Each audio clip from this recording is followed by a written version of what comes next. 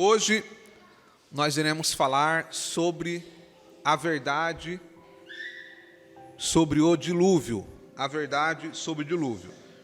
E eu quero convidar a igreja a abrir as suas Bíblias lá em Gênesis, capítulo 6. Glória a Deus. Gênesis, capítulo 6, versículo 13. Os irmãos só acompanhem. Diz assim a palavra de Deus. Então disse Deus a Noé: o fim de toda a carne é vindo perante a minha face, porque a terra está cheia de violência, e eis que os desfarei com a terra. Somente até aí, amados. Amados irmãos, vamos dar continuidade à nossa série sobre o livro de Gênesis, e hoje nós iremos meditar sobre essa história tão conhecida da Bíblia Sagrada, talvez uma das mais conhecidas e, com certeza, uma história extremamente importante. Eu dei o título dessa mensagem, A Verdade sobre o Dilúvio. E por que hoje eu quero falar sobre a verdade sobre o dilúvio?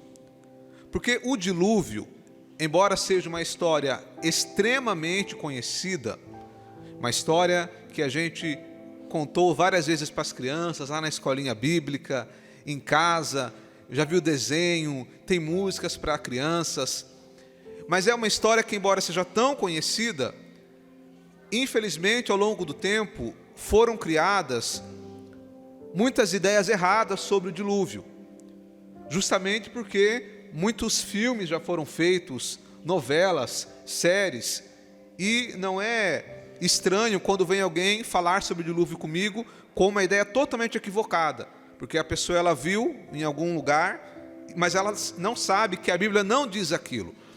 Então a minha ideia com os irmãos aqui nesta manhã é apresentar o que a Bíblia diz sobre o dilúvio, o que a Bíblia diz sobre a Arca de Noé. A nossa visão aqui não é apresentar curiosidades ou ideias que são apenas teorias, inclusive teorias teológicas, mas é apresentar a história da maneira que ela é. Porque é aquela ideia, você fala, todo mundo conhece a história do dilúvio, aí fica nessa de todo mundo conhece, mas nunca nós ensinamos sobre ela. E o dilúvio foi a maior catástrofe da história da humanidade. Nunca na história da humanidade teve uma destruição tão grande, e só vai existir outra, ao qual Deus já prometeu que não será pela água, mas será pelo fogo. Então o dilúvio foi uma grande catástrofe, aonde sobreviveu de milhões de pessoas que já existiam no planeta, sobreviveram apenas 8, Noé e sua família. E dos animais também apenas um casal de cada animal e 7 casais de animais limpos. Então foi uma destruição enorme, que inclusive mudou a geografia do planeta. Há inúmeras evidências científicas sobre o dilúvio. Não é uma invenção da Bíblia.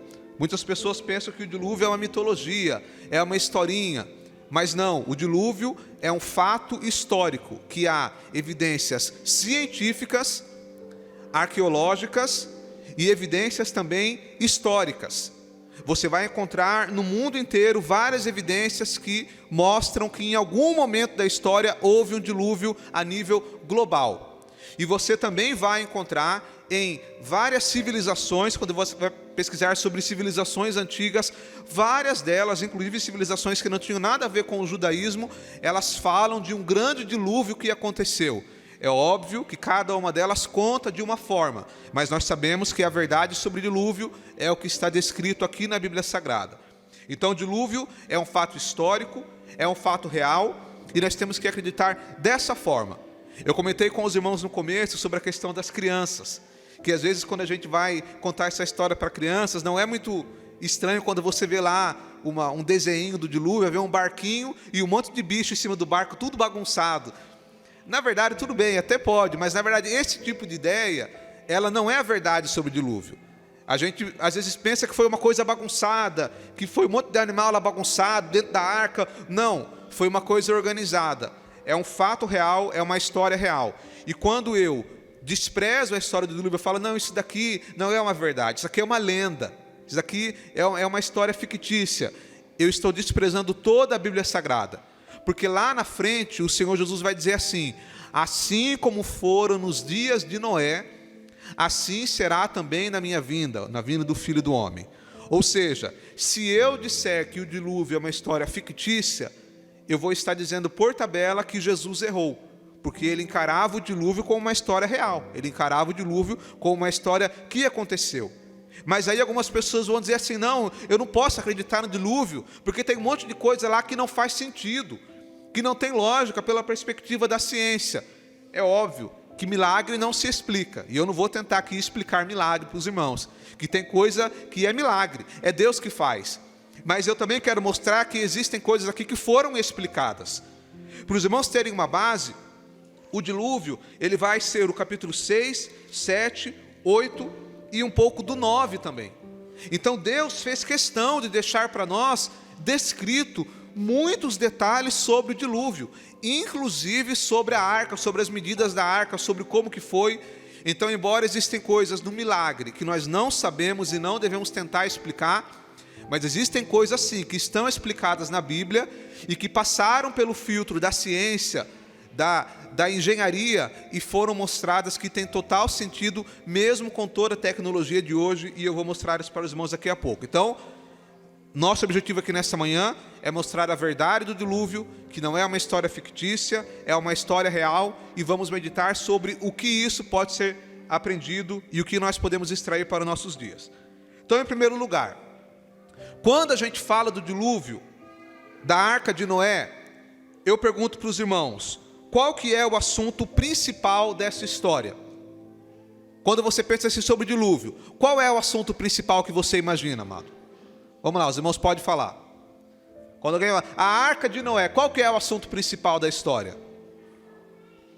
Do dilúvio. Toda história tem um assunto principal. Se você fosse lá na escola, a professora falasse para você: eu quero que você leia aqui a história do dilúvio e fala para mim qual que é o assunto principal dessa história. Qual que é o assunto principal? Salvação? Também. Mas morreu quase todo mundo, né? Mas aí que está a questão. Para quem vai assistir o vídeo, e nós não colocamos o microfone, mas a irmã comentou que é uma história sobre salvação, que Noé falou e eles não deram ouvidos. Essa é uma história, essa também é uma questão que a Bíblia não diz isso. Muitas pessoas falam que Noé, ele ficou chamando as pessoas para entrar na arca, mas a Bíblia não diz que ele chamou. Muito bem. Isso. Fazer um limpa, resetar. Que nem o celular seu quando trava, aí você tem que reiniciar ele. É mais ou menos isso. Porque na verdade, quando Deus chega em Noé e fala, irmãos, que ele vai fazer um dilúvio, Deus já chega com a sentença. Deus já chega: ó, vou destruir toda a terra, todas as pessoas, só você, a sua família e os animais que eu vou mandar aí é que vão ser salvos. Então, na verdade, o dilúvio, ele fala para nós sobre o juízo de Deus. Sabe por que isso é importante? E essa história é tão importante, irmãos? Porque as pessoas falam: ai, Deus é amor, Jesus é amor, o Evangelho é amor. Amém, Jesus é amor. Mas as pessoas se esquecem que Deus também é justiça. Então nós temos que temer o Deus que é amor, que ama, que perdoa, que é misericordioso, que mandou o seu único filho. Amém, legal, cremos nisso. Mas também temos que lembrar que o nosso Deus também é justiça e é juízo. Então a história do dilúvio, ela fala sobre nós justamente sobre isso, sobre a justiça de Deus. Porque o mesmo Deus que lá atrás criou o homem, e eu falei lá no começo que a criação, ela demonstrava o amor de Deus, porque Deus fez esse universo lindo, fez o jardim para o homem, colocou o homem lá, olha, o amor de Deus, a bondade de Deus. Mas agora no dilúvio nós vamos ver que Deus também é justiça. Porque ele fala, o homem que eu criei, ele vai... Os irmãos abram aí a sua Bíblia, amados. Vamos ler alguns textos aqui. Em Gênesis 6. Gênesis 6, versículo 3. Então disse o Senhor: não contenderá o meu espírito para sempre com o homem, porque ele também é carne, porém os seus dias serão 120 anos. Agora vai lá, irmãos, versículo 5. E viu o Senhor que a maldade do homem se multiplicara sobre a terra, e que toda imaginação dos pensamentos do seu coração era só má continuamente. Agora presta atenção nesse versículo. Então arrependeu-se o Senhor de haver feito o homem sobre a terra, e pesou-lhe em seu coração. Aí eu pergunto, Deus se arrepende? Então aqui tem um erro. Pois não, Silvio. Deus não se arrepende. Mas aqui é uma expressão que foi usada, porque lá no hebraico, a palavra arrependimento, ela também significa tristeza. Sentiu uma tristeza. A Bíblia diz que não se arrepende, Deus não se arrepende. Deus nem homem para que minta, nem filho do homem para que se arrependa. Então Deus não se arrepende. O arrependimento é quando você faz alguma coisa errada, quando você faz alguma coisa e fala, não deveria ter feito isso, mas Deus sabe de tudo. Deus ele já sabia que o homem iria pecar. Então a palavra arrependimento aqui, na verdade, ela significa que Deus ficou triste. Deus fala assim, olha, eu coloquei o homem na terra e dei para ele, mas agora eu vou tirar, eu vou destruir. É mais ou menos isso. Então Deus agora, ele olha para a terra e vê que o pecado, a maldade do homem, a violência do homem, ela chegou num grau que era irreversível. O homem, ele tinha se afastado tanto de Deus que até os animais, até a natureza tinha sido contaminada. Estava numa situação irreversível de violência.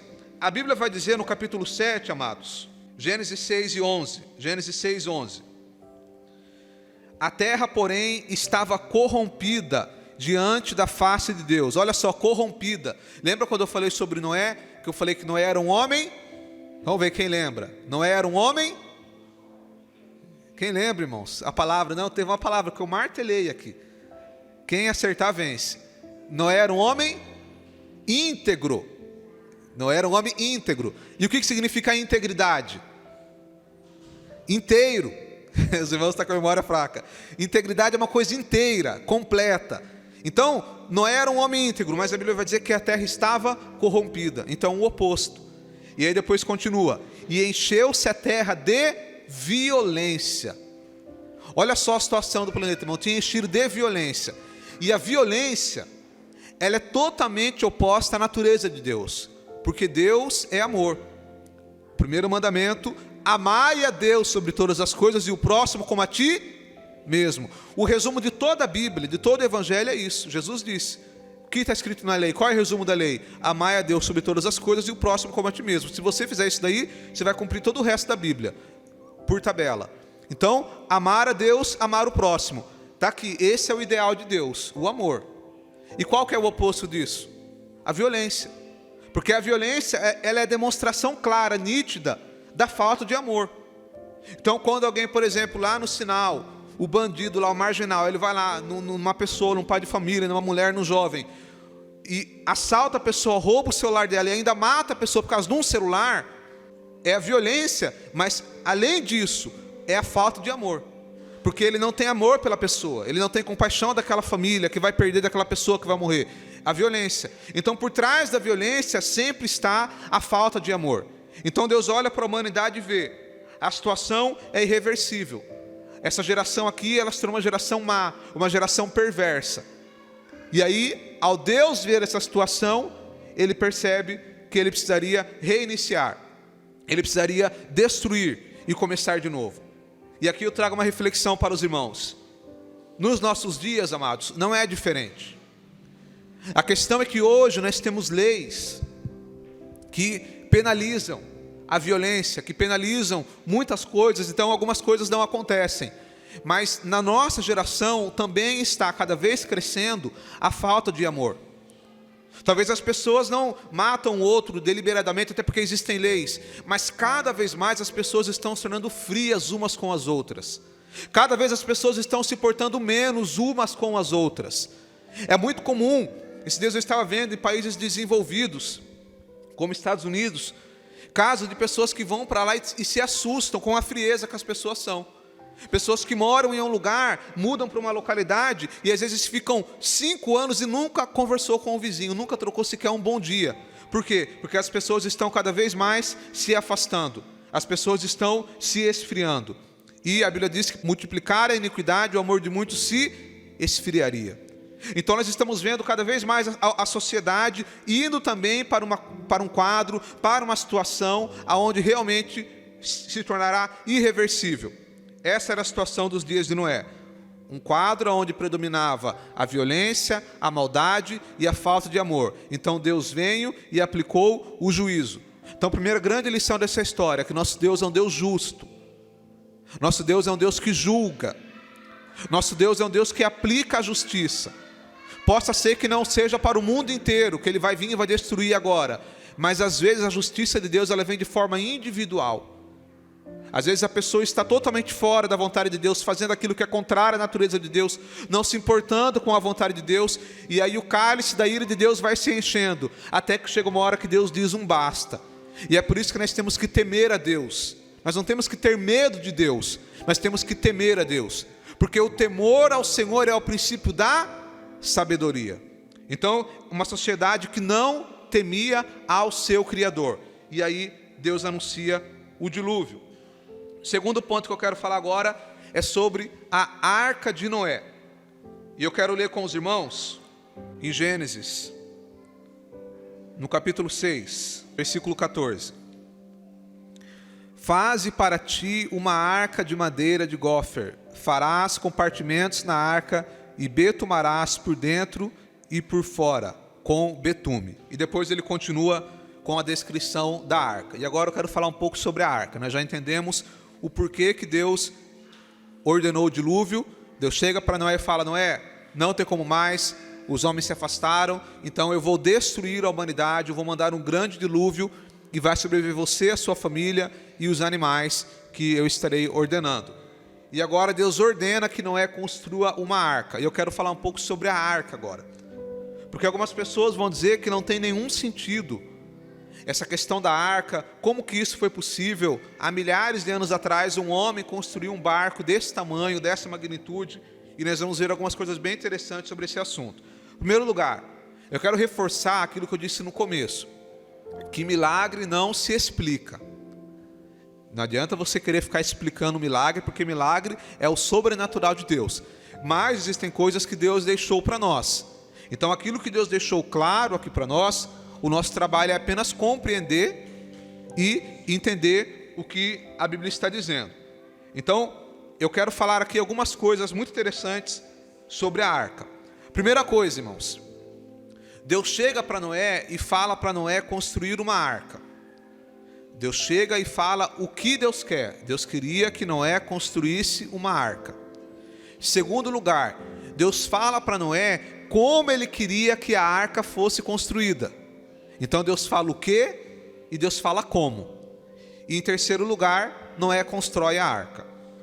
O interessante é que Deus, além de falar o que Ele queria, Ele fala exatamente como Ele queria.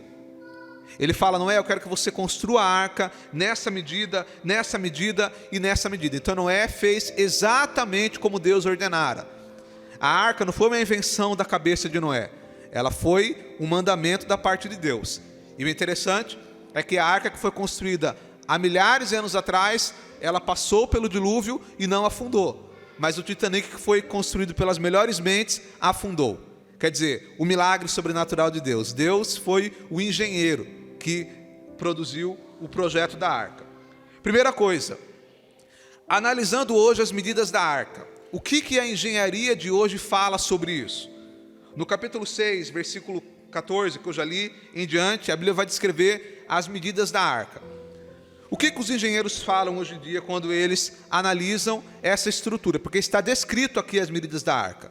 E é consenso na engenharia que a arca de Noé, ela tinha um excelente equilíbrio entre resistência e conforto. Tanto é que essa medida da arca, que é na proporção 10:1, ou seja, se você for aí na Bíblia, no versículo 15, está assim, ó: e dessa maneira as farás 300 côvados o comprimento da arca, e 50 côvados a largura, e 30 côvados a altura, ou seja, 10:1, ou seja, ela tinha 300 de comprimento, côvados, e 30 de largura. Então perceba, de altura. Essa proporção ela é usada até hoje na construção de grandes navios. E isso foi lá atrás, irmão, um homem indouto, que nem Noé, mas foi porque Deus mandou ele fazer. E observando essas medidas aqui da arca, a forma como ela foi descrita, os engenheiros de hoje, eles acreditam que é perfeitamente possível que essa embarcação aqui passasse pelo dilúvio, que ela aguentasse as ondas, porque não foram ondas fracas, Foram ondas muito fortes, uma pressão muito forte que vinha de baixo, vinha do lado, e a arca não afundou, porque ela era resistente. E além disso, também tinha um bom conforto. Em cima da arca tinha uma abertura para entrar iluminação e também para entrar ventilação. Então a arca, ela tinha 3 pavimentos, sendo que na parte de cima ela tinha entrada para ventilação e iluminação. E isso também, baseado na engenharia de hoje, faz total sentido. Então, em primeiro lugar, a arca, da maneira que está descrita aqui na Bíblia, ela flutuaria perfeitamente. A arca não foi feita para ser um navio de navegação, para navegar. Ela foi feita apenas para flutuar. E nesse propósito, ela serviria perfeitamente. E aí vai a segunda pergunta, que algumas pessoas falam que aqui as pessoas falam, essa história é um mito, que é a parte dos animais. Eu quero ler com os irmãos Gênesis 6, 19. Deixa eu fazer uma pergunta então. Quantos casais de animais entraram na arca? 1 impuro e 7 puros. O Tiago é esperto, ele já respondeu, irmãos. Mas não foi um casal de cada? A história fala que sim, mas não foi. Tiago ele já está esperto, irmãos. Eu ia fazer alguém falar errado aqui, mas já falaram certo. Mas vamos lá, Gênesis 6, 19. Aliás, Gênesis 7, versículo 2. De todo animal limpo tomarás para ti 7 e 7, ou seja, 7 casais. O macho e sua fêmea, mas os animais que não são limpos, 2, o macho e sua fêmea. Então, a gente sempre pensa que foi um casal de cada tipo de animal, mas não, foi dos animais impuros, foram um casal, e dos animais limpos foram 7. Aí você fala, mas o que são os animais puros e os impuros? Está lá em Levítico. Basicamente, os animais puros é aqueles que serviriam para a alimentação e também para o sacrifício. Então, por exemplo, cordeiro é um animal puro. O porco é um animal impuro. Por exemplo, dos insetos, grilo entrava com um animal puro. Sabia disso, irmão? Que a dieta de gafanhoto é um animal considerado puro? É um inseto, né? Mas é considerado puro e era permitido na alimentação, na lei que Deus deu a Moisés. Então tinha uma lista, depois uma outra hora os irmãos leiam lá em Levítico, dos animais que eram puros e dos animais impuros. Os animais puros é aqueles que serviriam para a alimentação e para o sacrifício. Cordeiro, boi e por aí vai, vários tipos de animais. E os animais impuros é aqueles que não serviriam para esse propósito. Então, Deus mandou que esses animais entrassem na arca. Aí vai a pergunta. Hoje, segundo a ciência dos nossos dias, eles defendem que existem mais de 1 milhão de espécies de animais. Alguns vão dizer que existem mais de 8 milhões de espécies. E aí vai a pergunta. Caberia tudo isso na arca? É isso que muitas pessoas pegam essa história. Como que ia caber esse tanto de animal? Então vamos explicar. Em primeiro lugar, a respeito da medida da arca. Observando as medidas da arca e os pavimentos que ela tinha, ela caberia com tranquilidade 120 mil animais do tamanho de uma ovelha. Por que eu falo tamanho de uma ovelha? Porque a ovelha é o tamanho médio de um animal. Então tem um ou outro animal que é maior do que isso, mas em média o tamanho de uma ovelha. Então memoriza esse número, 120 mil animais. Muito bem.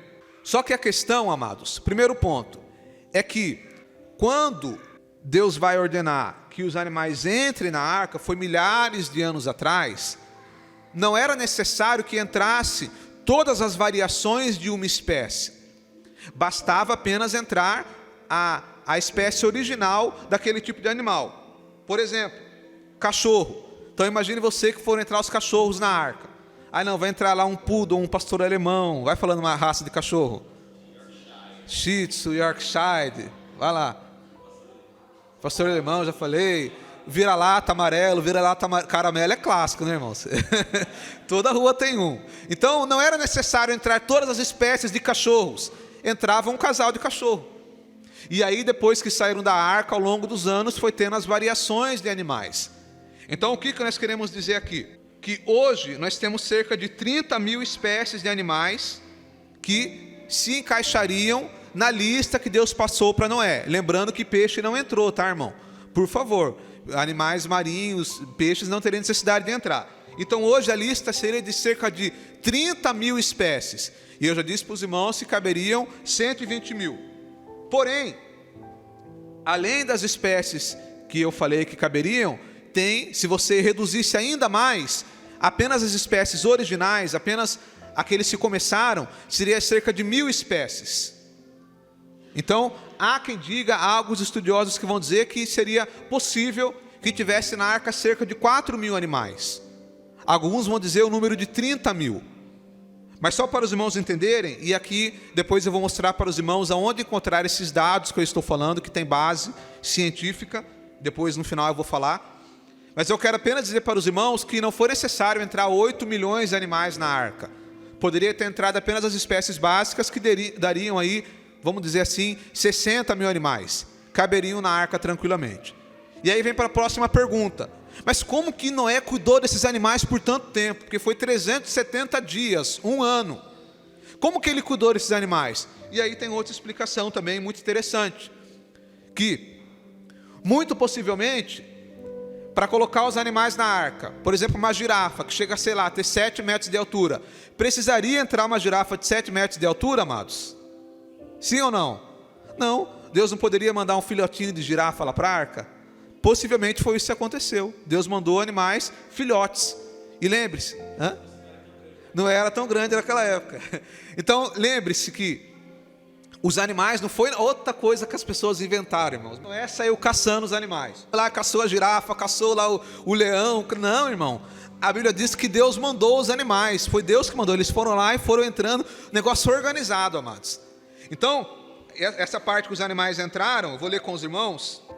Gênesis 7, versículo 9. Olha lá, Gênesis 7, 9.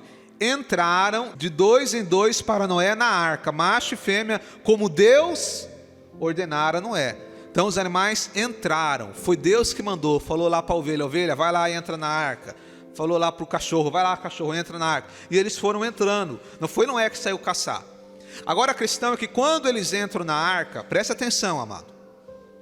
A arca ela tinha abertura na parte de cima que iluminava o primeiro pavimento.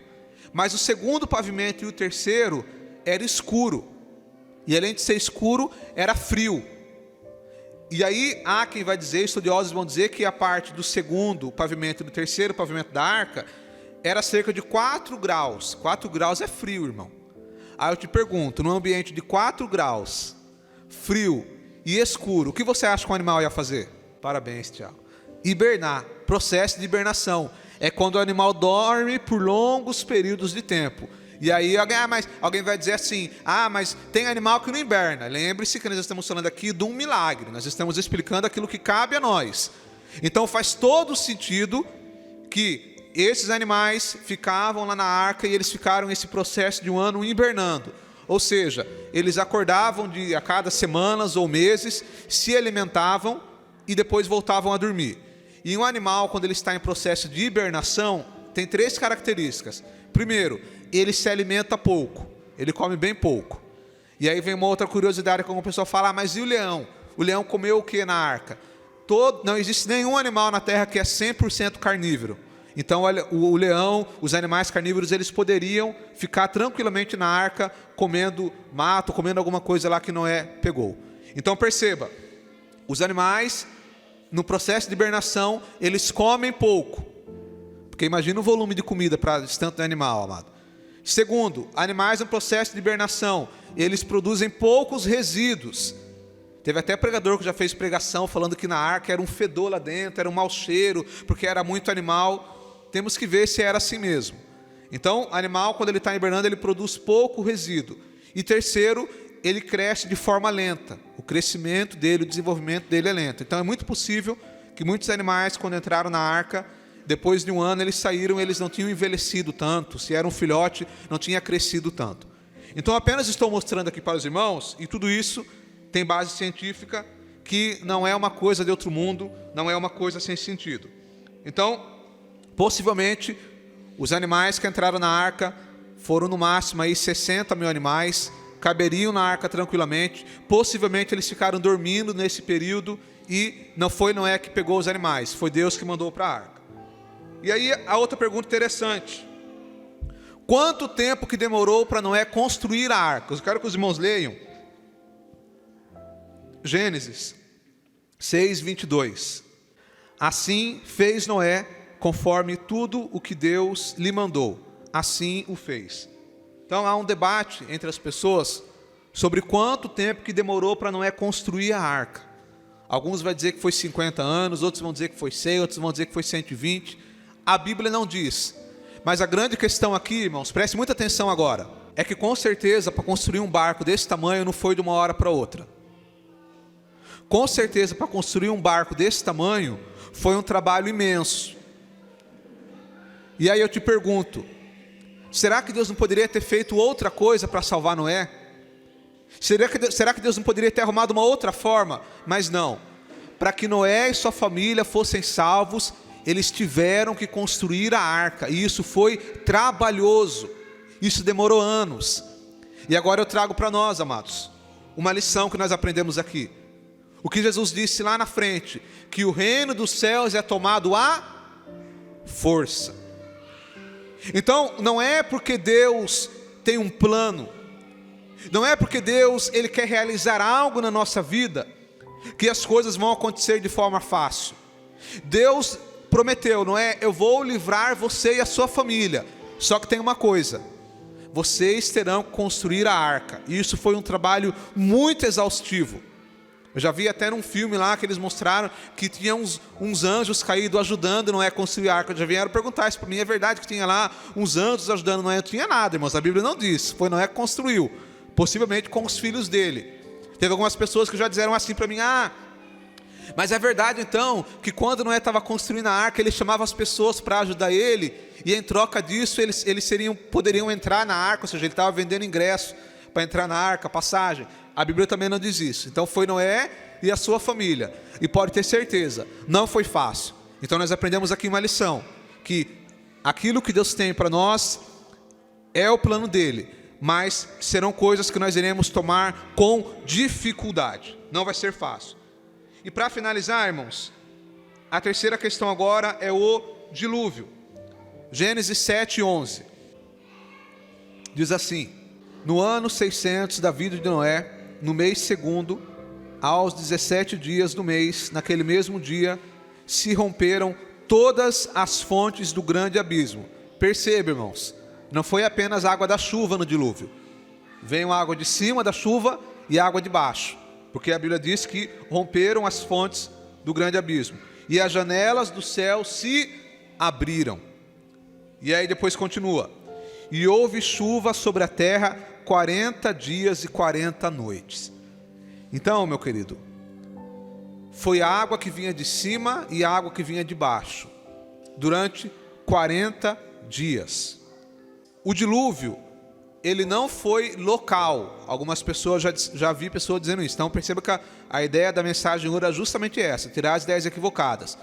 Algumas pessoas já disseram assim, o dilúvio foi local, foi apenas ali naquela região, porque um dilúvio a nível global seria impossível. Não, o dilúvio foi no planeta inteiro. E como que nós sabemos disso? Aí no capítulo 7, versículo 19: e as águas prevaleceram excessivamente sobre a terra, e todos os altos montes que haviam debaixo do céu foram cobertos.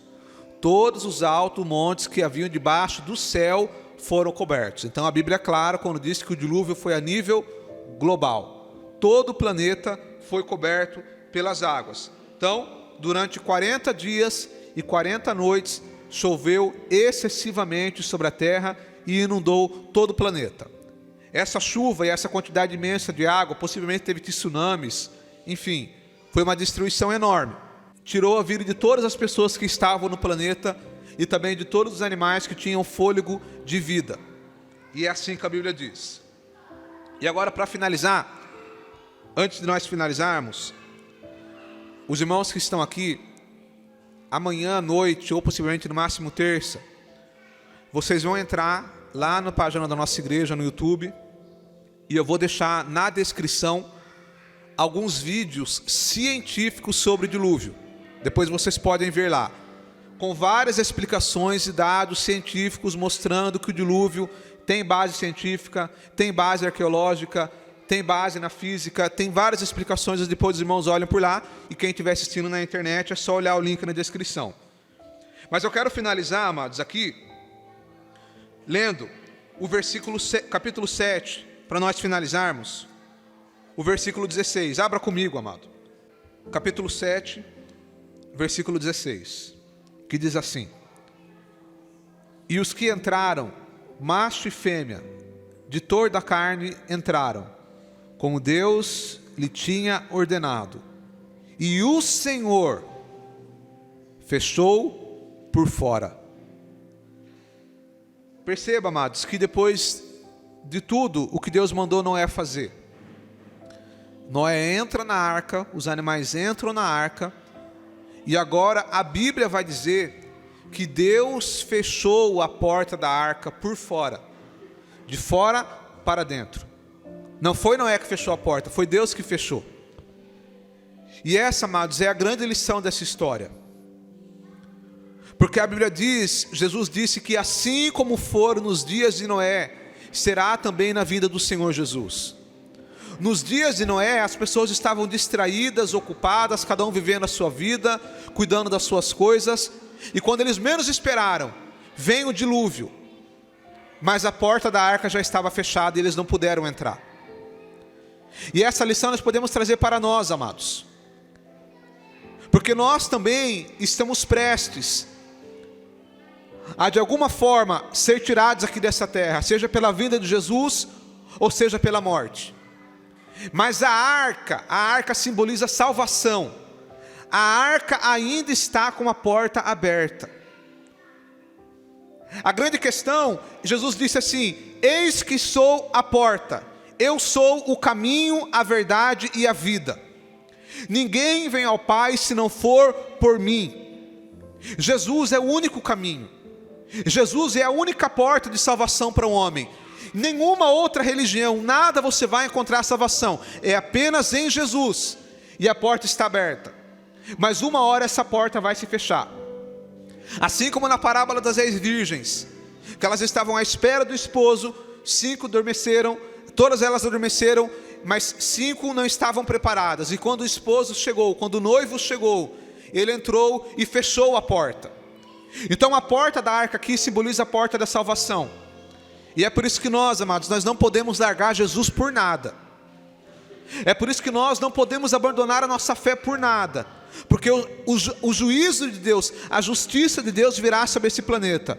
Mas a porta da arca ainda está aberta. Nós ainda temos a oportunidade de encontrarmos com Jesus. A arca simboliza a salvação. A porta da salvação ainda está aberta. E eu quero dizer para você que está ouvindo essa mensagem: entrega a sua vida para Jesus. Entra pela porta da salvação. Porque o que havia fora da arca foi tudo destruído. Esse mundo que nós vemos aí vai ser tudo destruído. Carro, casa, riqueza, amizades, dinheiro, fama, vai tudo ficar aí. Mas o que importa é que a porta da salvação ainda está aberta e nós podemos entrar. Então eu quero concluir dizendo, amados, que nós possamos nos refugiar em Jesus Cristo. Que nós possamos permanecer na arca, que simboliza a presença de Deus, simboliza o Senhor Jesus. Que nós possamos continuar com Cristo, caminhando com Cristo. Ainda que seja difícil. Não foi fácil para Noé construir a arca, foi difícil, mas ele fez o que tinha que fazer. Então que nós possamos renunciar o que tiver que renunciar, e possamos permanecer na presença de Deus. Curva a sua cabeça. Pai querido, no nome do Senhor Jesus, nós te damos graças, Senhor, pela oportunidade de estarmos na tua presença. Nós te damos graças, Senhor, pela oportunidade de podermos ouvir a tua palavra. E assim como foram nos dias de Noé, Senhor, nós sabemos que um dia o Senhor irá julgar esse mundo, que o Senhor irá julgar essa humanidade. Embora, Senhor, muitos homens poderosos não temam ao Senhor, não honrem ao Senhor e se achem o dono do mundo, mas eles não sabem que o Senhor é o dono de tudo, e que uma hora o Senhor irá julgar a humanidade.